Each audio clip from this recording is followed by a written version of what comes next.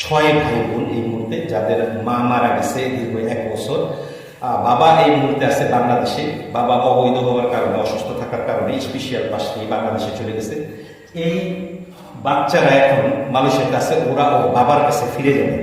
এখন কথা হচ্ছে, এদের কাছে কোনো বাংলাদেশি ডকুমেন্ট নাই। যেহেতু সাধারণত মালয়েশিয়ার নিয়ম অনুযায়ী আপনি যদি একজন বিদেশিকে বিয়ে করেন, আপনি বাংলাদেশি মালয়েশিয়ার নাগরিক বাদে যদি অন্য কোনো দেশিকে আপনি বিয়ে করেন, সেক্ষেত্রে আপনি বিয়ে করতে পারেন, কিন্তু আপনার বাচ্চারা মালয়েশিয়ার নাগরিকত্ব পাবে না। সেই ক্ষেত্রে ওদের মালয়েশিয়ার নাগরিকত্ব নেই, না আছে বাংলাদেশের নাগরিকত্ব। এখন কথা হচ্ছে, এই শিশুগুলি একা এমন এক জায়গায় আছে যেখান থেকে ওদেরকে ওদের বাবার কাছে পৌঁছাতে হবে, এবং বাবার কাছে পৌঁছাতে হলে সর্বপ্রথম যে কাজটা করতে হবে সেটা হলো দূতাবাস থেকে ওদের ডকুমেন্ট তৈরি করতে হবে।